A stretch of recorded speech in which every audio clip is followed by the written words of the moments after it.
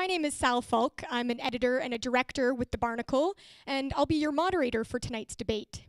I'd like to thank all of you who are joining us, either in person at the fire hall, or as you'll see with our cameras set up here, through our live stream on YouTube. I do just want to start with a few housekeeping notes. I've had a note here from our tech person that if you have connected to the Wi-Fi at some point in the fire hall, if you'd be willing to shut your Wi-Fi off your phone, only if you're connected in the building, it would help with our live stream quality. And also, if you need to use the washroom at any point tonight, it's just on the side here, so feel free to get up and move if you need to. Now, as a new player in the field of hyperlocal news coverage, I don't think anybody on our team would have predicted 6 months ago that 6 months into our operations, we would be hosting an election debate. For those of you who don't know, the Lunenburg Barnacle is a nonprofit publishing cooperative committed to sharing stories that connect you to the people and events in our communities. We publish a monthly print paper that is free. Some of you might have been reading it while waiting for this to get started. And it's available at over a dozen local businesses in Lunenburg County. Our next issue comes out in a week and a half, so stay tuned for that August issue. I'd equally like to thank our two candidates for coming out tonight and entrusting our new organization with an important part of democracy. I know many of our residents feels like our town is at a crossroads with this election, and through these voices asking for change, you are the two who have stepped forward to share your vision with our town. Gale and Jamie, thank you for joining us tonight.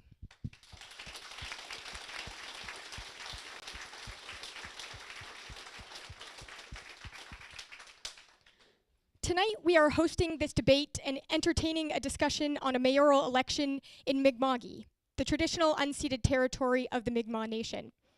The Lunenburg Barnacle recognizes the sovereignty of the Mi'kmaq and know there are contradictions in issuing a land acknowledgement on Indigenous lands while directly acknowledging and participating in a colonial system of power and government.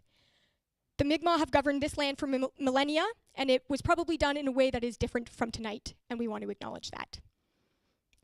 The last few months since Matt Rizzer stepped down from his role, our town has become reinvigorated with municipal politics, with the council room going from a couple spectators to filled with questions, concern, interest.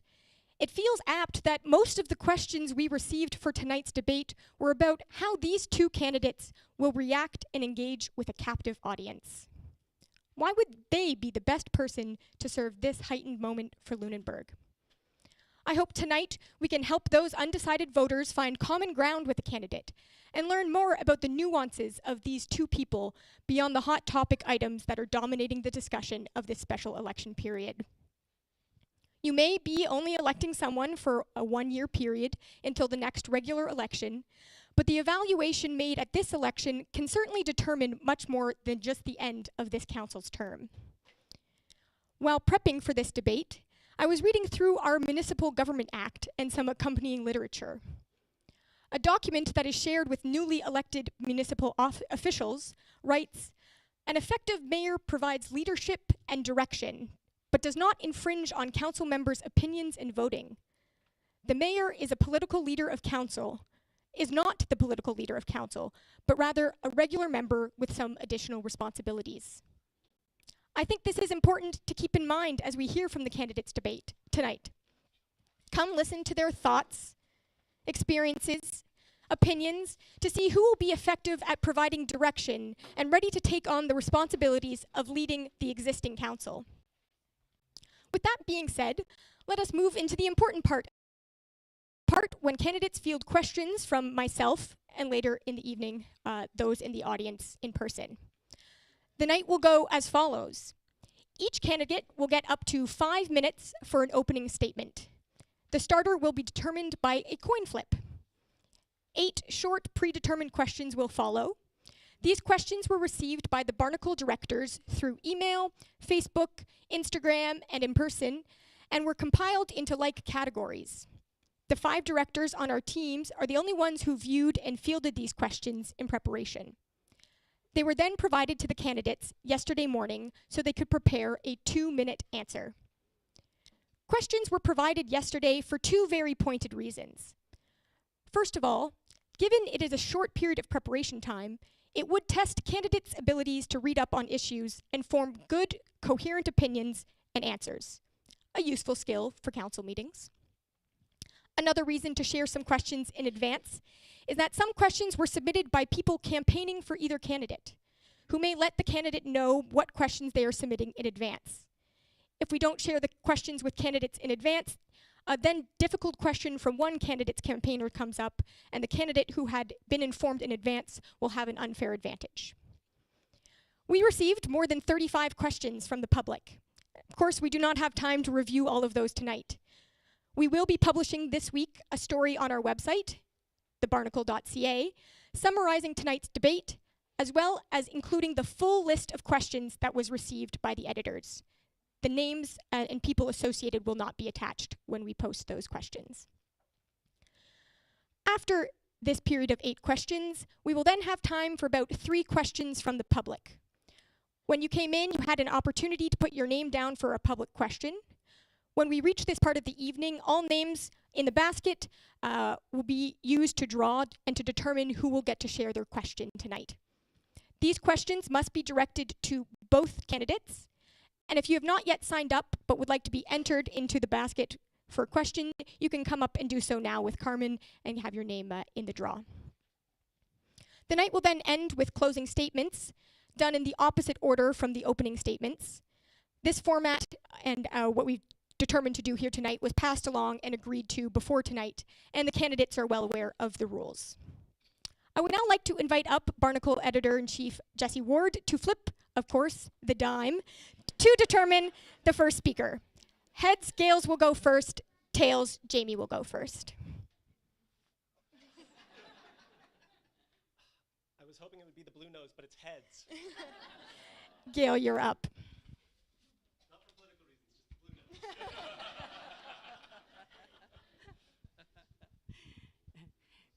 nose. Good evening, everyone. Can you hear me okay?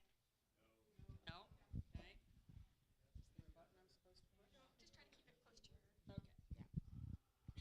That better? Okay, good. Good evening, folks. I would just like to open by saying that we are entering into a by-election for town mayor, with our town divided on a long list of issues. The mayor-elect will have 12 months to prioritize and tackle a few projects before heading to the polls again. I have campaigned on a pledge of responsive leadership, a quality I truly believe Lunenburgers need in the person who is elected as mayor. Our citizens have asked for and deserve a voice in all important decisions and through improved communications, and that is achievable. Fiscal responsibility is an urgent priority in Lunenburg, with many capital projects needed in the next 10 years, focused largely on replacing and upgrading the town's infrastructure. We must get a grasp on our financial position and understand how we can raise the capital needed to ensure a higher level of infrastructure capacity and reliability. Land use and housing has become a concern for many municipalities as a housing crisis has emerged in the past several years. If we see young families as the future of our town, we must explore every opportunity for additional housing to accommodate these families who will work and do business here, whose children will attend school and participate in sports and social activities here. Through thoughtful, measured, and sustainable growth, we can become the place for families to grow and thrive. I have entered this mayoral race to make a difference in this community, to hear, to understand, and to acknowledge your concerns. And if elected, I will work with Town Council and all of you to action the most important decisions and projects that need our attention. I welcome the opportunity to present my opinions this evening on topics of discussion brought forward by you. And I thank the Barnacle for hosting and moderating this event. Thank you.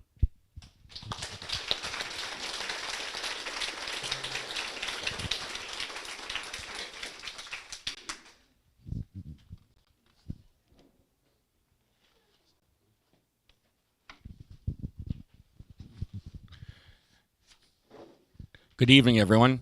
My name is Jamie Myra, as you're well aware, and first of all, I want to thank each and every one of you for taking time out of your schedules and coming here tonight, and for those of you at home watching and for the Barnacle for doing this. I think it's a great start, great way to do the democratic process, come out and hear what we have to say. My slogan all along since I decided to run for mayor has been connecting community and council.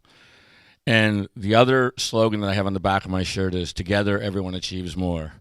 And that is really what my campaign team and I are working towards. Tonight, my responses to questions will be clear, concise. You'll know exactly what I will try to do if elected as mayor. My answers are not just my opinions, though. It's what I've heard from Lunenburg residents and business owners. I've listened to you all for the past 25 years, starting before I was first elected to council way back in 2000. I've talked with many of you at the grocery store, hockey rink, soccer games, in curling club, golf course, at my business at Stan's, my position at the Board of Trade, school events when I have had kids in school, at the market, the Legion, and many, many other meetings and social functions. I've listened to you all over the last 3 to 4 years and listened intently and heard what you have to think when I was going door to door lately. I've heard that you're concerned about several issues. It's not just a one-issue election. But most of all, it seems, for some reason, that council has lost its connection with the residents lately. When you're mayor or on council, I learned a long time ago that you can't live in a silo or pick and choose your constituents. You have to listen to all sides, and you have to hear all opinions and let them voice their opinions. Back in 1998, we had a report done, the Graham Report, and it talked about how lucky we were to actually have UNESCO fall in our lap. And you know, tourism really became a thing here in this town in the late 90s. If you ask anyone that's lived here before that, the difference between now and then is the difference of night and day. And it couldn't have happened at a better time because, as we all know, the mid-90s was when the decline of the fishery happened in this area. And a lot of, coastal communities along the East Coast really didn't do very well after that. And we had UNESCO to fall back on, which drove tourism.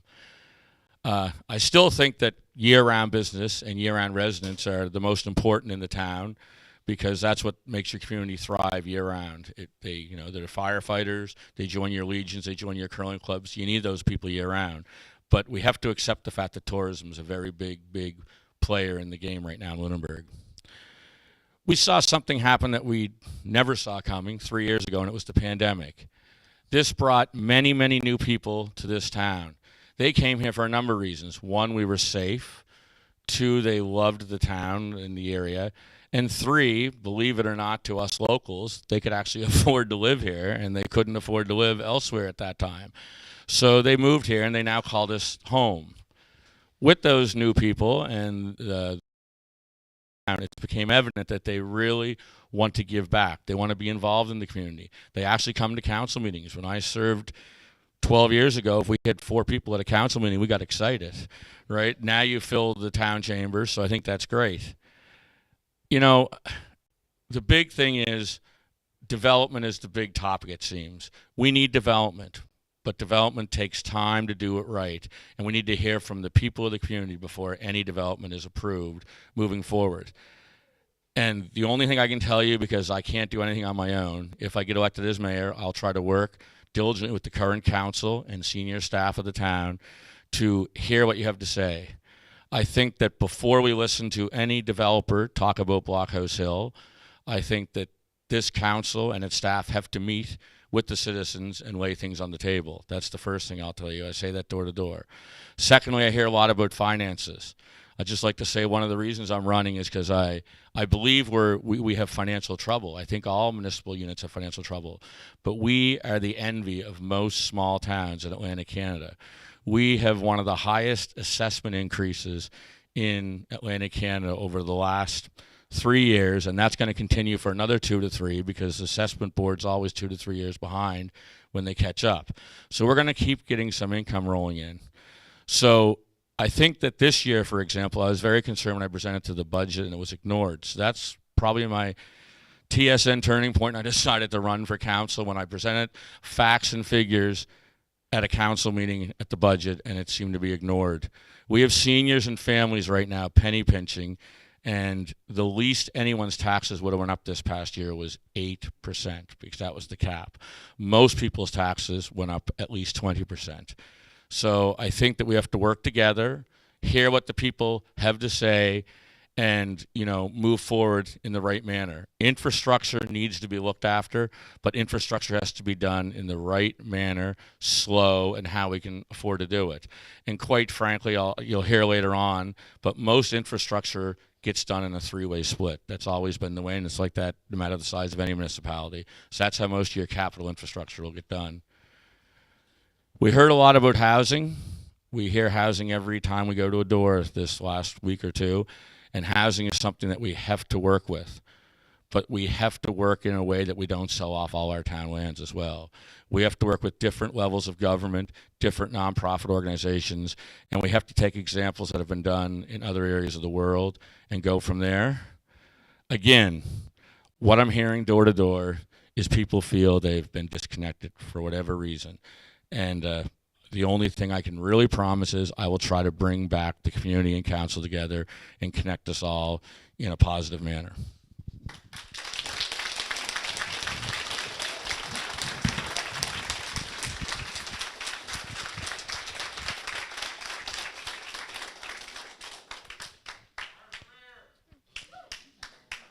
Thank you both for your opening statements. We're now going to move into the 8 questions that were handed over to the candidates yesterday. And I just want to add one final note as we move into this part. We're here tonight as a community to hear the thoughts of these 2 members of our community. And this is a space to be respectful of them and of each other who are listening and watching in. So let's make sure we hear them out without disruption or interruption. The first question...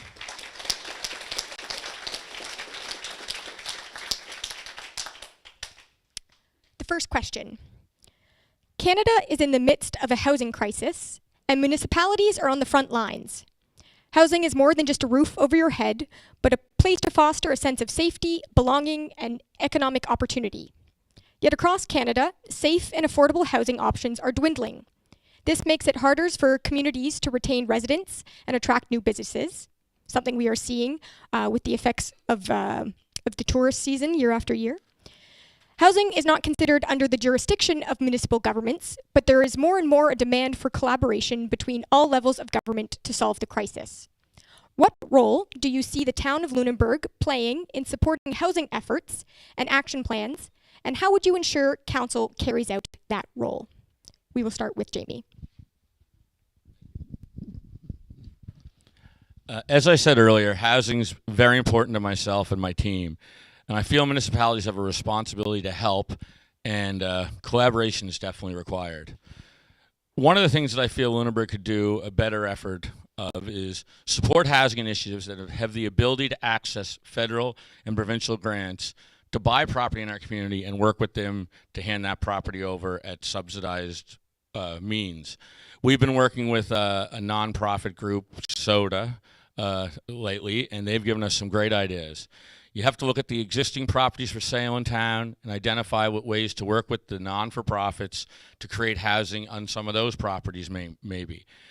Encourage development on open, empty house lots. There's now a lot of double lots in town that are lots sitting there vacant. Work with those people to maybe put a small house there and give them some type of a tax break, or some type of municipal partnership to get another house in that area.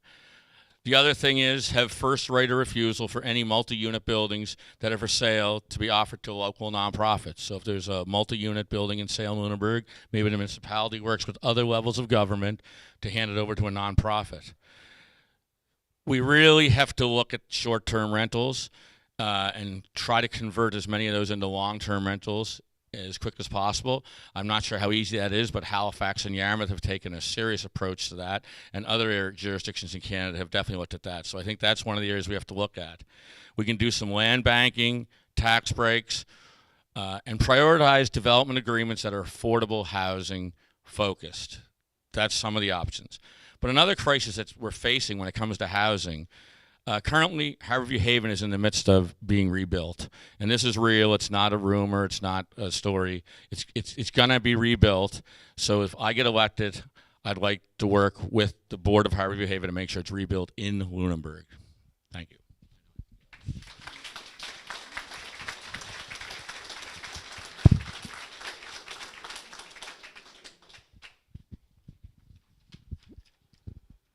To the question about housing, I see the town's role as one of stewardship, to lead with a focus on planning, zoning, land use, and heritage bylaws to support housing efforts.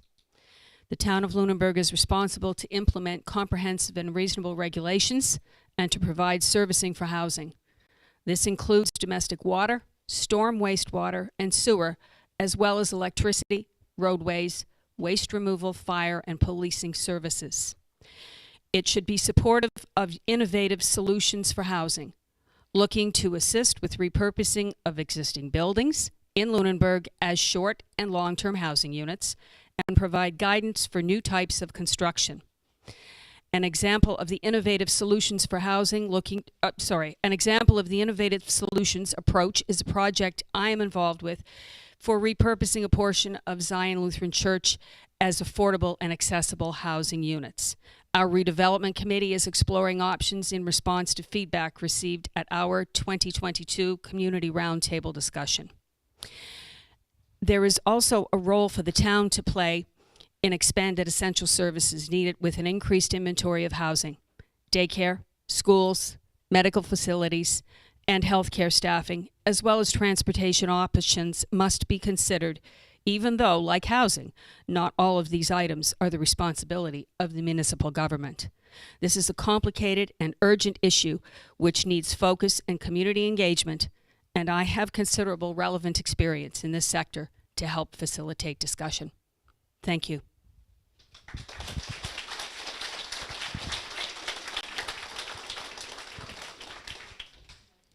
Great, thank you. On to question 2. The town has talked about a solar farm for many years now, and has even set aside lands on Star Street for its construction. Other towns and municipalities with their own utility have been able to leverage outside funding to make a solar farm a reality. We also debate whether we remain committed to our own electric utility, whether we connect with other municipalities or towns to operate more efficiently, or whether we sell the electric utility. With that background, it seems that from an economic viewpoint, building a solar farm would be a win-win as far as improving access to reliable, non-fossil fuel electricity generation, and as far as increasing leverage to join with another municipal electric utility, and as far as saleability or price of the electric utility. What would need to happen for your government to move forward with a solar farm?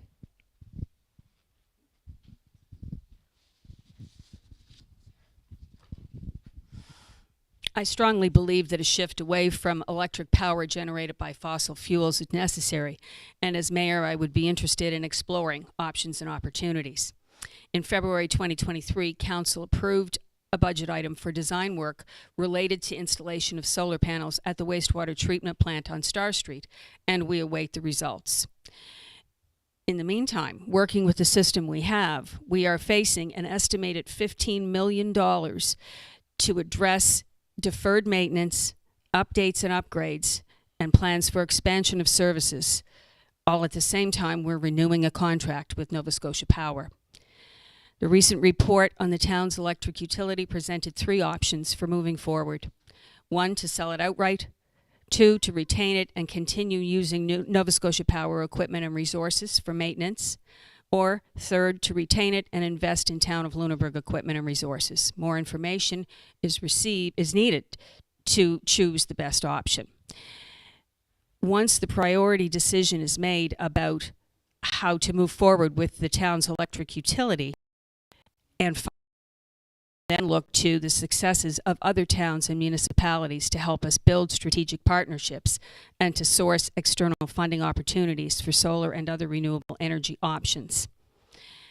The other piece that I just added before I came here was that there is $350,000 committed for a solar array at the wastewater treatment facility that is in the water capital budget for this year. Thank you.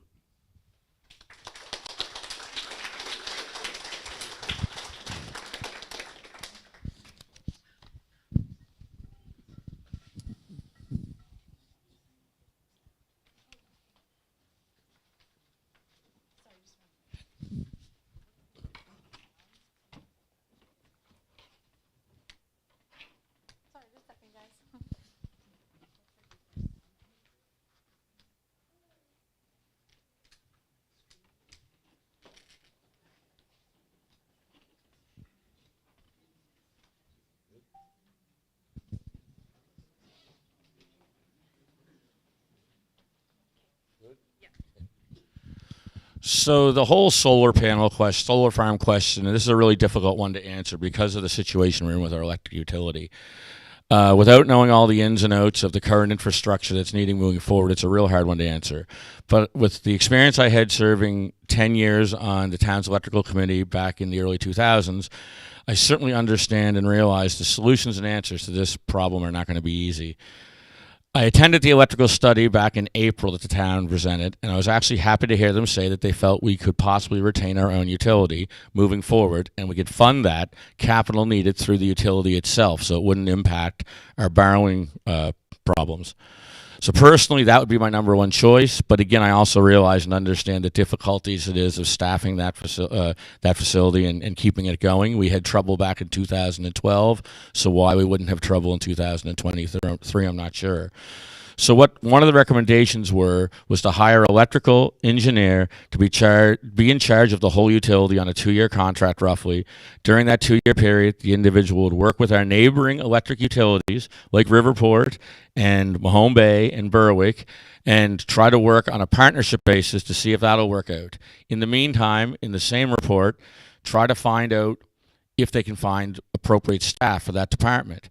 If they come back and they can't, then obviously we can't run our own utility. But I do think that has to be all looked at over the next 2 years. At that point, if we decide that we're going to keep our own utility or keep our own utility the way it is now and contract NSPI out, then I would fully support talking to places like Mahone Bay that already has a solar farm in place and looking at a solar farm at that time. But until we know what we're going to do with our own utility, I can't see us investing a whole bunch of money on solar farms at this point.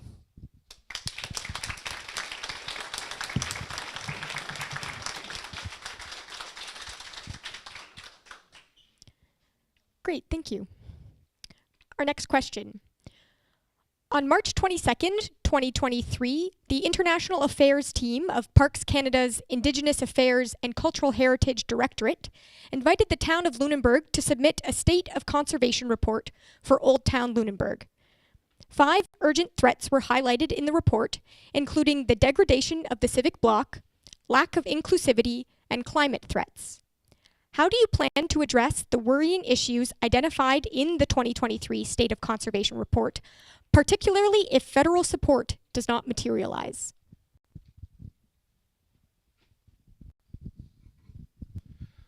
Thank you again.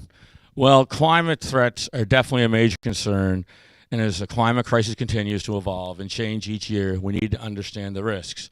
But this is a much bigger problem than the town of Lunenburg is going to solve on its own. For instance, Nova Scotia Environment predicts sea levels in Nova Scotia could rise 1 meter by the year 2100. But this is where we need to put the correct resources into understanding where we are. This is not unique to us or small towns or countries. It's a global threat and crisis. 75% of municipalities say they are in a climate change crisis. We only have to look back, 10 days ago to see the biblical rains we had for us to understand that climate change is real. Modal is currently developing a local climate change action plan 2021 to 2030 to reduce greenhouse gas emissions and prepare them for the impacts of a changing climate. I say we're next to Modal. Why don't we jump on board and work with them? That's what we have to start doing more and more of, shared services. Climate change is very big for the province as well. So if we partner with some of our universities, like Dalhousie University, who has just done a lot of research on possible climate threats in Halifax, who we're very similar to in topography, and the Government of Canada announced in April that they're giving Dalhousie University $154 million from the Canada First Research Excellence Fund grant program to embark on the most intensive investigation ever into the ocean's climate change. We can learn from Dow right down to the whole shoreline and mitigate steps to fit Lunenburg specifically. We will see what other municipalities in Nova Scotia have done and share information and costs. So basically, to solve climate control or climate changes, we all have to work together. Thank you.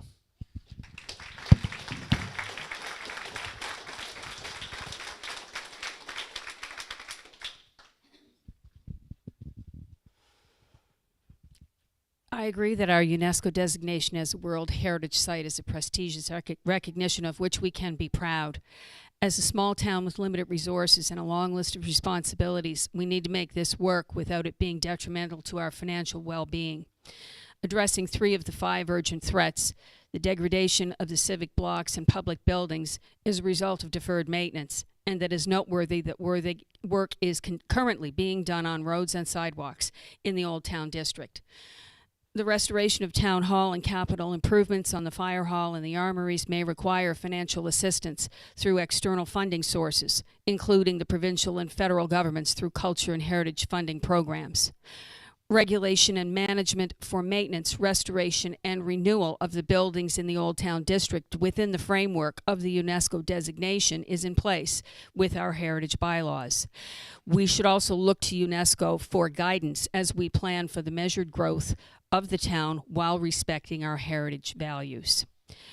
The second urgent threat with respect to accessibility, anti-racism, anti-discrimination is the active role the town of Lunenburg has with the Lunenburg County Joint Accessibility Advisory Committee and the Lunenburg County Anti-Racism and Anti-Discrimination Advisory Committee on on accessibility and inclusion concerns. The third urgent threat of 5 is climate change. It is a threat to many of our heritage buildings, our waterfront, and our infrastructure. In planning for building maintenance and restoration and for building on the waterfront, we must anticipate that rising sea levels and extreme weather events are a reality. Understanding system capacity and protection from overload when doing sewer and stormwater infrastructure upgrades and expansions must be taken into consideration. Thank you.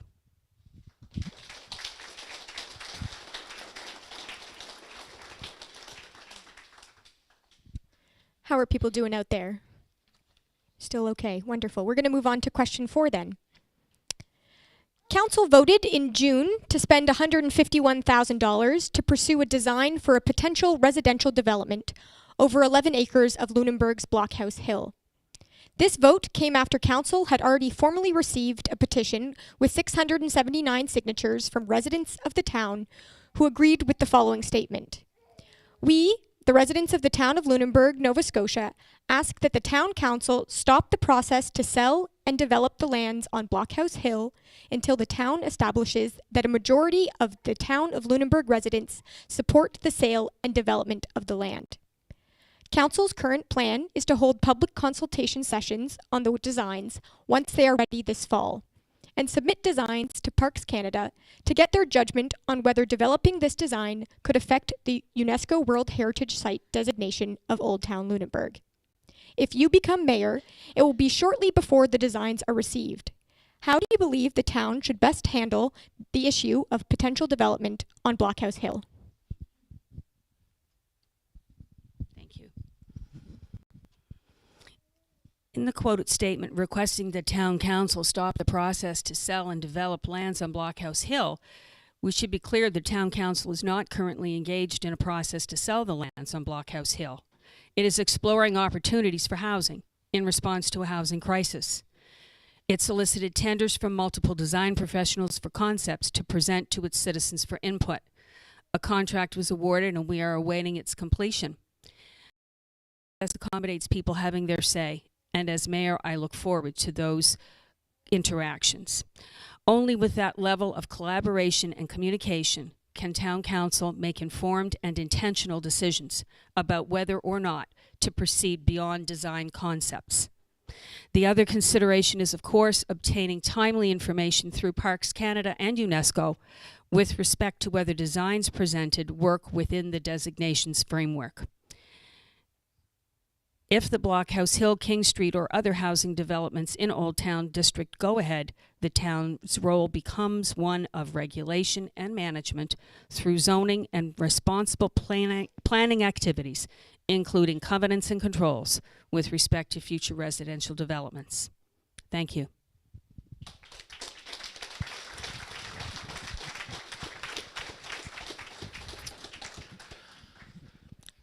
Thank you. So I guess to answer the question, I've been stating on all my documents that if I get elected, the first thing I'd ask the current council to do is hold some public information sessions. And what I mean by that is I mean the council and the mayor should hold the public information sessions. We're being told that when the designs come through that the designers are going to hold public information sessions. I think the citizens want to hear from the mayor and the council on this, and they want to sit down and hear what everyone has to say. Once we know what everyone wants with that land, then we look at proceeding or not proceeding, because it's really your land. The second thing is we've heard all kinds of rumors with the possibility of it being a buffer zone and affecting our UNESCO designation. Well, let me make one thing clear here tonight. I don't waver in my belief in the UNESCO designation. We cannot do anything in this town to ever threaten our UNESCO designation. So until we know for sure whether it will impact it or not, I would not be going forward with any type of a plan. Because if we lose UNESCO designation, that was our plan B after fisheries. I'm not sure what plan C is. And the last thing that I'll say on the whole Blockhouse Hill thing, I think this goes back to the CCP. Well, in the CCP, it clearly states that throughout the entire process, we'll have the town council will hold planning sessions, information sessions, public consultation sessions. Well, I think we need to do a much better job than that moving forward, because that hasn't been happening. And lastly, there's over 700 signatures now on a petition of town of Lunenburg taxpayers that I think we might want to listen to before moving forward. Thank you.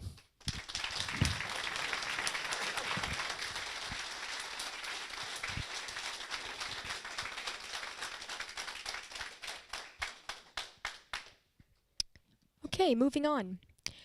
In 2020, the town of Lunenburg established an 8-person anti-racism special committee with the mandate to develop a municipal action plan for ending racism and discrimination with emphasis on anti-Black and Indigenous racism. The town's committee did not develop an action plan, but did have notable input in the renaming of 2 parks and a street in town. The committee has since dissolved, and the town has joined the Lunenburg County Anti-Racism and Anti-Discrimination Advisory Committee. The mandate is different than the municipal committee. It will work to identify and address systemic racism and inequity in government policy, legislations, programs, and services. What role do you think Lunenburg should play in the Lunenburg County Anti-Racism and Anti-Discrimination Advisory Committee?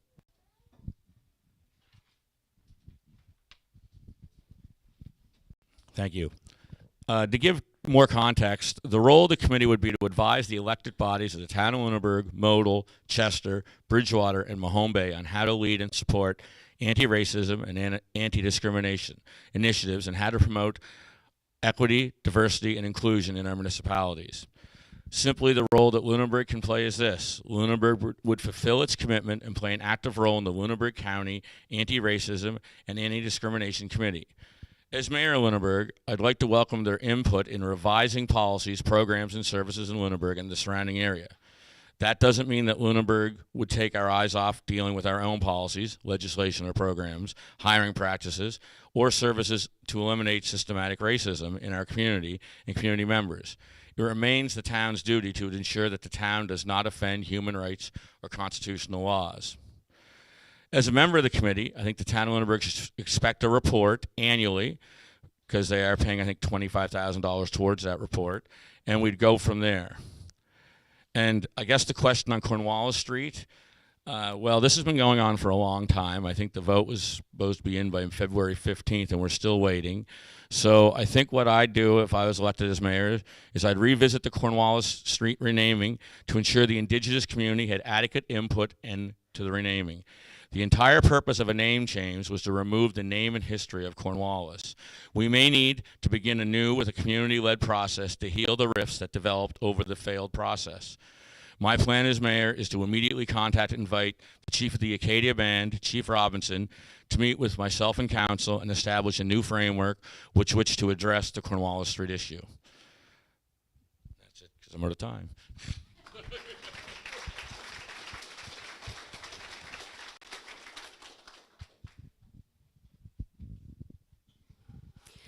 The town of Lunenburg should play a very active role in this group, which also includes representation from the towns of Bridgewater and Mahone Bay, as well as the municipalities of Lunenburg and Chester.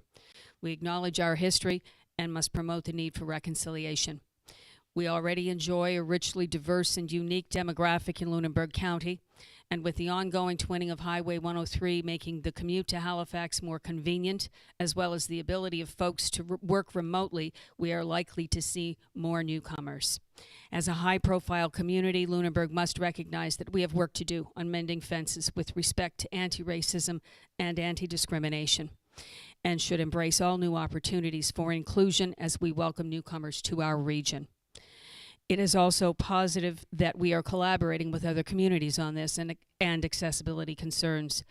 As a collective, the initiative can allocate sufficient staff resources to both programs' important mandates. Thank you.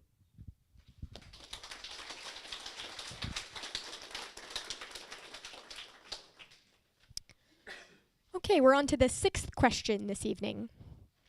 It is no secret that the town is in financial need. It was the headline of a CBC article, I think. From everything to infrastructure to the academy, the need is a reality that I fear has gone by the wayside for far too long. What are your ideas to move the needle forward to a more financially stable town, and how would you proceed in putting those ideas in motion? Thank you. I have presented my campaign platform with a focus on responsive leadership and fiscal responsibility. It is clear that Lunenburg is overextended financially. Deferred maintenance and the immediate need for electric power, sewer, and storm water system upgrades, and the accommodations for future expansion of those systems is placing our town's financial health at risk. To put into perspective some of the concerns expressed by citizens about overspending, can we agree that if the town is overspending in its operating budget in any given fiscal year, it represents thousands of dollars? On the other hand, for the town to respond to its capital needs and wants represents millions of dollars. The obvious solution of raising taxes is unappealing to most and untenable for some. Increasing the tax base with measured and sustainable growth, with more housing as well as more businesses and industry, is a more achievable financial goal. Selling town assets is a concern, but for the town to thoughtfully divest itself of buildings and lands for which it does not see a future use is prudent and injects cash for its other needs and commitments. The obvious opportunity is to achieve growth that generates more growth that generates more growth than infrastructure demand. This will come from infill in existing neighborhoods and regulating developers such that new construction fits the character of the town, avoiding the sprawl effect that creates a larger burden for underground sewer and power infrastructure and roads to build and maintain. We have in-house expertise to analyze and report on our financial position and outlook, and the numbers reported are vetted annually by the town's external auditors. We are fortunate to have qualified and competent staff in all other departments as well. Thank you.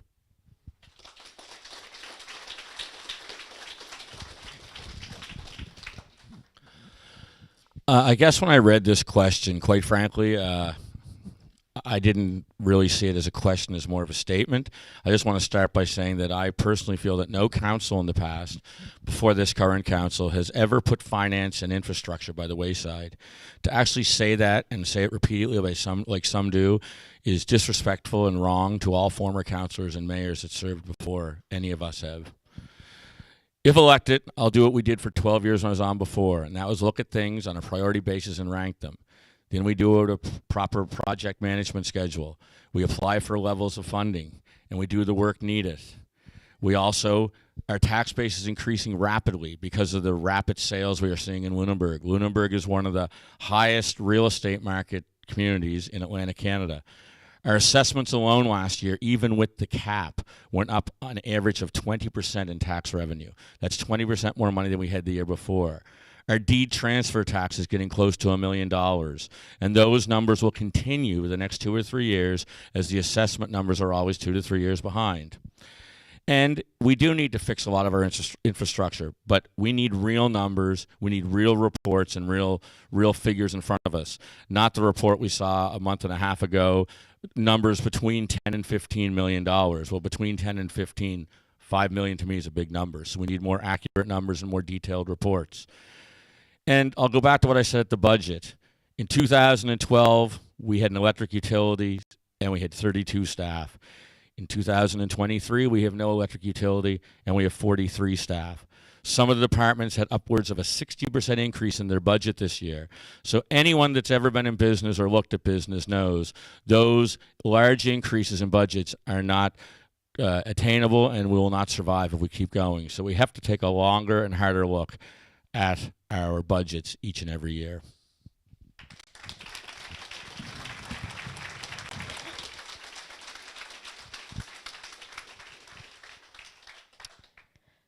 Question number 7.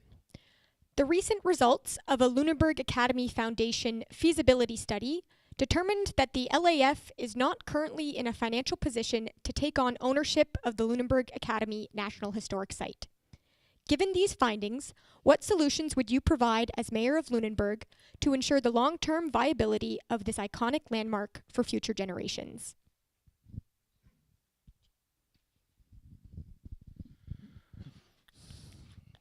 I was actually pleased to hear the results of this study, because I've stated all along that the Academy is a building that the town needs to have some role in moving forward. It's sort of like the crown jewel when you come over to the top of Hill in Northwest and see it lit up at night. My solution would be that LAF, Lunenburg Academy Foundation, should take over the complete day-to-day operations of the building, including getting paid for the leases from other people, the heat, the lights, etc., while LAF works out a plan that allows the town to step back a bit more over the next 3 to 5 years while they get this in place. During that 3 to 5 years, as they plan, the town can establish an annual funding model to remain as a support system for LAF. This could be accomplished by reworking existing funding models, i.e. parking or fine revenue, possibly some money from the campground if it continues, or a combination of both. Another option is use a percentage of the D-transfer tax that's off the charts lately. But again, instead of giving them a 90-day reprieve and telling them they have to make a decision within 90 days, I think we have to work with LAF over the next 3 to 5 years to come up with a multi-phase ownership of the building.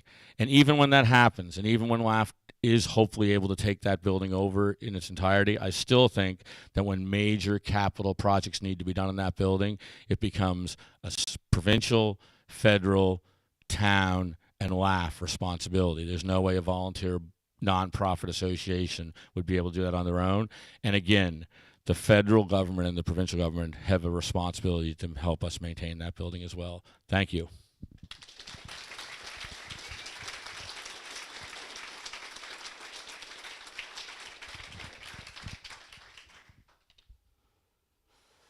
As a former Lunenburg Academy student, I love our academy as much as any other Lunenburgers and visitors. It is a gem well worth maintaining and promoting as one of our iconic Lunenburg architectural masterpieces and an historic place for learning. In its current uses, it retains its status as an historic place for learning. Of course, it is expensive to repair and maintain a 120-plus-year-old heritage structure. Millions have been spent, and through various funding sources, the recent restorations completed have been done well and are expected to last for years to come. Since the building and property are owned by the town of Lunenburg, the burden of the Academy's operating expenses has been carried substantially by the town. Its annual contribution represents about $100 per person per year. Operational funding through Parks Canada has been unattainable, although the Academy is recognized as a National Historic Site, and other sources of external funding are not necessarily offered on an annual basis. With the recommendations presented in the recently released study, the town will retain ownership of the Academy for the foreseeable future. As mayor, I am very willing to collaborate on developing a cost-sharing plan with the Lunenburg Academy Foundation, with it contributing more each year as it is able.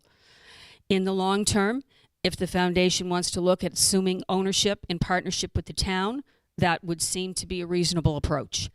This would involve both parties working on external funding annually through all available sources, as well as project-specific fundraising through private supporters. There are undoubtedly other opportunities to be explored, and I would be pleased to start discussions with the foundation and other partners to identify and prioritize goals as well as options for achieving them. Thank you.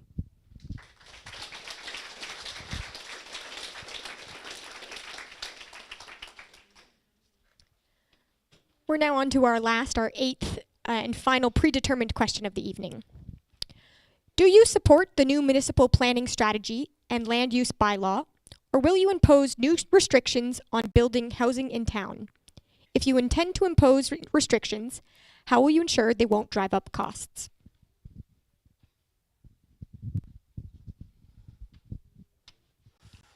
Yes, pardon me. Yes, I support the new municipal planning strategy and land use bylaw as a set of progressive and reasonable documents aimed at encouraging much needed housing and even more walkable, blended neighborhoods that make Lunenburg the place we all love to live. When viewed in conjunction with the proposed heritage bylaw renewal, it gives the town a complete set of guidelines with respect to new construction as well as improvements, while ensuring that new growth is sensitive to and compatible with our storied culture and heritage and preserves the unique character of this place.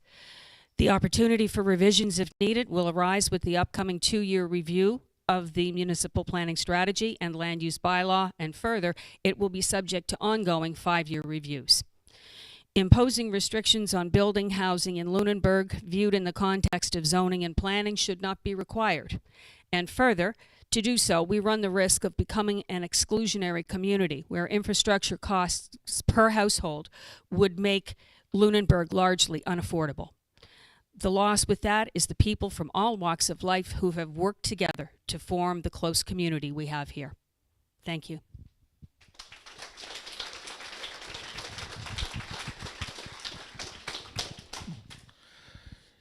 In reviewing the land use bylaw and MPS, I guess I tend to agree. Most of the document is very up to date, and I think it's progressive. The few things that I did notice in it that I think does have to be reviewed in the 2-year process is, number one, they took out all parking requirements for all development.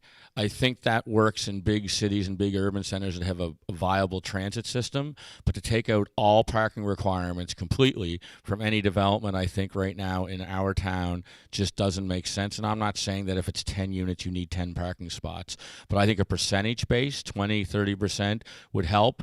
But for example, there's an area in town right now building 2 apartments that I think there are 5 units each, and they don't require any parking.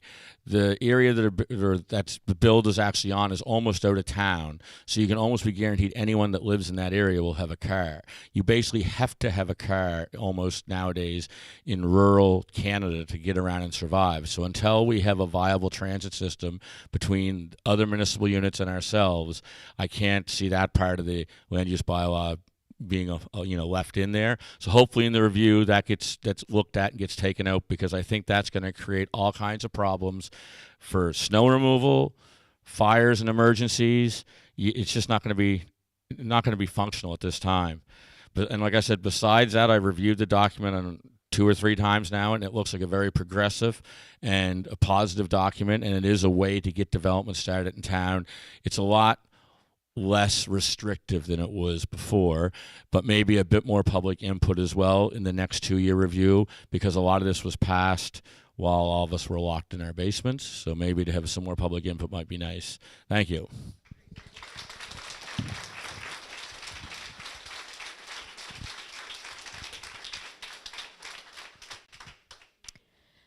We will now move to the portion of the evening with questions from our in-person audience. I just want to make sure that anyone who wanted to submit their name had done so. Excellent. We will draw names out of the hat. I'm going to draw 3 names. I think that's sort of what we have time for before our closing statements and conclusion. I'll ask those 3 people to come up to the front, and I will confirm that they still want to ask their question given what they have heard here tonight. We'll go in the order that I draw. Please keep your question brief and pose a question that pertains to both candidates. If you take a long time to get to the question, I will interrupt you and ask you to pose a question, and we will move forward. I've done this before.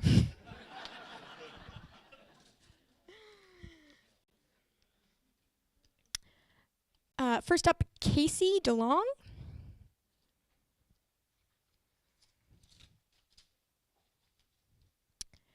Alex Asbury.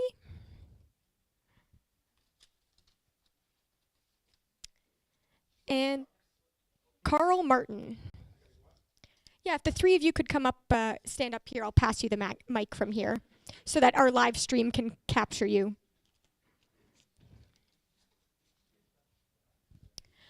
The candidates will also have 2 minutes for these questions. I believe you were first. Do you mind just sitting in front of the podium? Thank you very much, and thank you to the candidates for being here tonight. I'd like to rebut one quick thing. I'm a modal counselor. We aren't developing our climate change action plan. We have developed it and are enacting it. My question is, oh, I'm sorry. I'm terribly sorry. Is that better? Yes. Okay. So, from modal, I don't vote here. I'm sorry. What will your council do to connect more with other local municipal units? Who goes first? We're starting with Jamie. Yeah. There you go. Thank you. I think we have to start working more with the Joint Services Department of Modal and other areas. I think I mentioned earlier tonight, electric utility is one area that some of our neighbors have their own units. I think recreation has always been one that I've pushed for years, that we should look at maybe a more regional approach. And again, we talked about climate change tonight. We've talked about the anti-racism committee. I think the more we can work with our neighbors, the better. There's really only 50,000 people, say, living between here, Bridgewater, and Modal.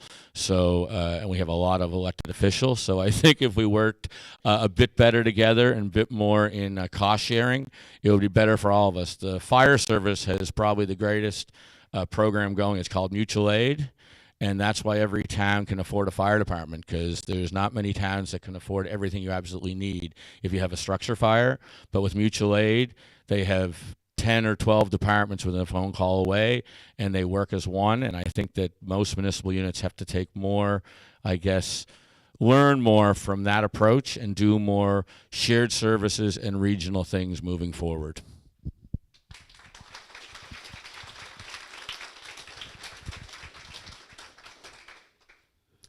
Thank you. To connect with other municipal units just makes good sense. Collaboration, as we mentioned earlier, with the anti-racism and anti-discrimination committees, as well as the accessible committees that are already joint, we have a lot more opportunity to share ideas, to share resources, and get a lot more done, to lobby with other levels of government for services as a group is typically received better than as individual municipalities. We already have shared services among our municipalities. We also have contracted services within the town and within the municipality. And I think that for us all to continue to work together and grow the things we collaborate and do well together only makes good sense. Thank you.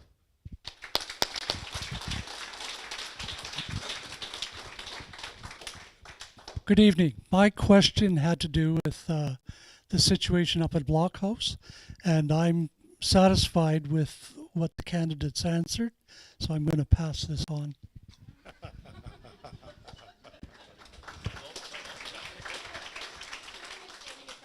Sure. So with regards to the vending bylaw and food trucks, you know, given that restaurants and shops can't accommodate the current demand during peak months, what's your view on the current vending bylaws and food trucks? Okay. I've lost track. With respect to the vending bylaw that was presented in the spring, I feel that we need to have a good, solid vending bylaw in place in the town of Lunenburg, and the one that had been implemented previously needed to be updated. One of the pieces that needed to be updated in that vending bylaw were the fees that were charged to the folks who came in with mobile shops and food trucks and did business and then left. There were operational concerns with that, and the new vending bylaw that was proposed in the spring tried to address some of those things. I think just from a theoretical point of view, and to Mr. Asbury's comments about restaurants and shops not being able to keep up, it's a real thing. And I think that we want to encourage diversity in our food and beverage offerings, if it's food trucks we're talking about. I think we need to expand on what we can offer people, because there are many, many days at this time of the year that people just can't sit and have a meal. And I think that rather than send them away hungry and angry, we should try to feed them in a different way, if that's what we need to do. I also think that with this, we need to be very respectful of the people who have invested in real estate and who have invested in year-round operations in this town. And the fee structure would certainly address that in an equitable way. We also need to make sure that operationally they're not in direct competition. The last thing we would want is a food truck setting up in front of somebody's restaurant. Absolutely not. But we have to be careful where we locate these food trucks, because it's a very there's a very good possibility of things like congestion, traffic congestion, and risky situations for pedestrians. So it needs more work, but I think it's worthwhile looking at. Thank you.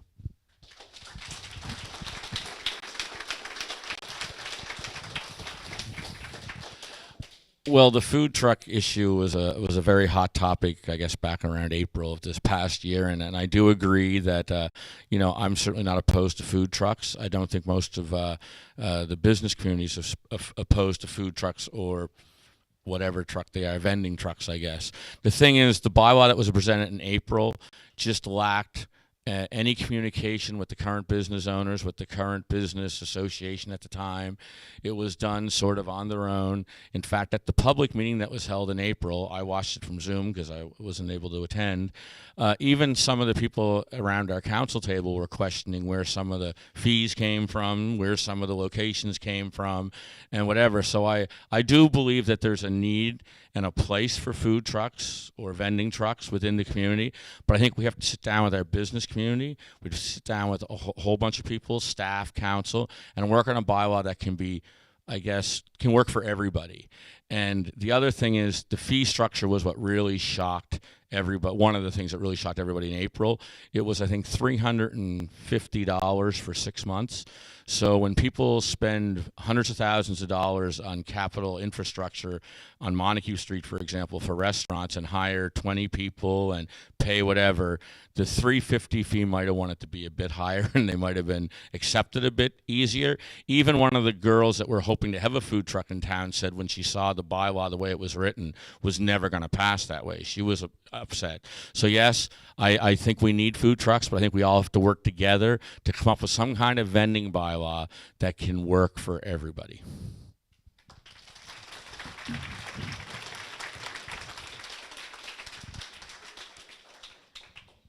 I will draw one more name just so that we do have the 3 questions as intended. Fawn Creaser.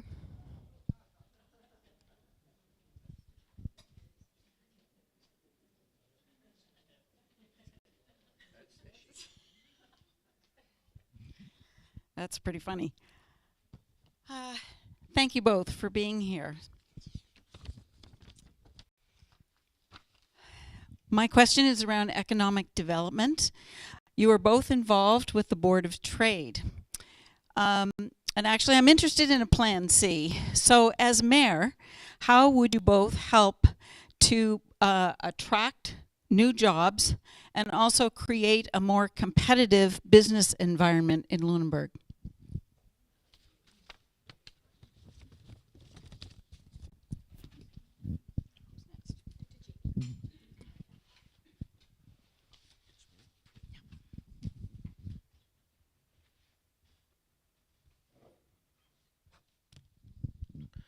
Well, first of all, I'll answer the question, but I really hope it's never going to be Plan C, because that would mean we lost Plan B, and that would be paramount and detrimental to the whole town. I think if we lost our UNESCO designation, because that's hopefully going to be our Plan B moving forward. One of the things we can do to attract business is some business incentives. Again, you can work with the local small business community. You can work with the local board of trade to try to attract different types of business to the area. Back in the 90s, we brought Stelia here. I guess it was Compass Atlantic back then. This current council, I'm very pleased with them allowing the expansion at ABCO. I think that was great for the whole community and things of that nature.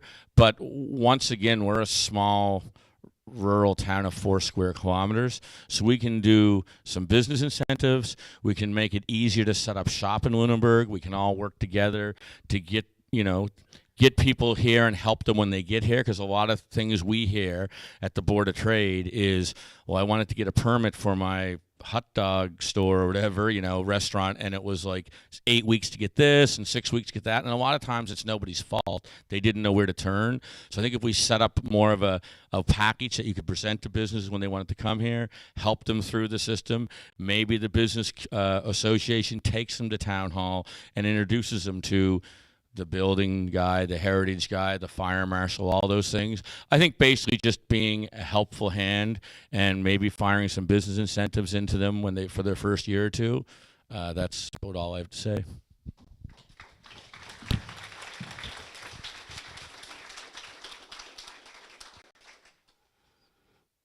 Yes, with respect to economic development, of course, we want to attract new businesses here. We want to attract new industries.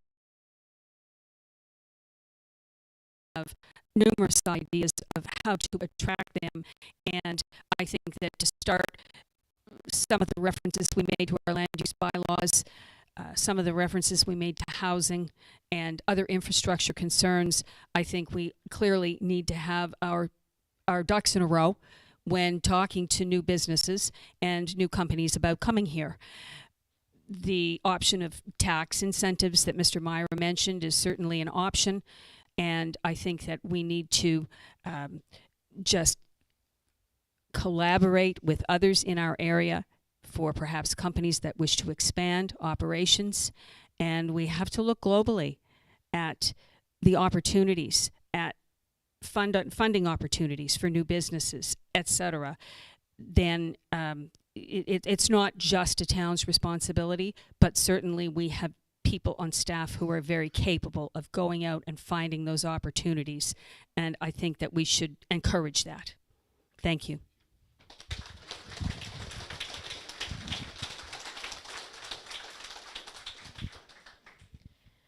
Wonderful.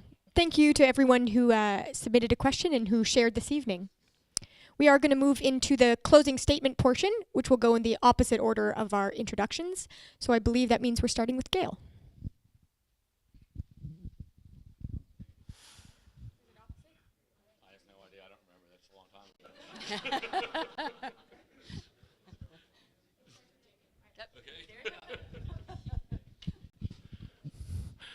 Okay, so in closing, first of all, thank you all for coming tonight. I think this was a very informative evening. I thank the Barnacle. It's great to have a local paper that reports local. The Barnacle moving forward. So basically my message in this whole thing has been clear all along. It's connecting community with council. And I guess everybody's asked me what I would do for a number of reasons. Governments are not meant to make unilateral decisions unless there's either a public health issue or an emergency. We work as a unit, as a team, and we work with the residents as a unit. So really the town's supposed to work together. I think the real power after August 12th will come after the election. And I think that if you want me to make a change and make a difference, I think that we need to get a strong message out there by the vote, and hopefully you vote for me on August 12th, because I think that might send a message to the current council that there is some problems out there and we do need to talk. Obviously, working with the current council, everyone asks how that's going to happen. Well, I answered it in CBC and I'll answer it here. I'm personally I talk to the counselors every time I see them. It's a small town. We see each other in the post office. We see each other in the drugstore. Municipal politics is never supposed to get personal. You're supposed to be doing what you want to do for the community, talk to each other and work things out. And guess what? You're not going to like everybody's opinion all the time, and you have to learn how to deal with that. But the one thing that's become quite clear going door to door, the constant message I get everywhere is New Town, Old Town, Centennial Avenue, is people just feel they have not been heard. And how that happened or how we can fix that, that's my main priority.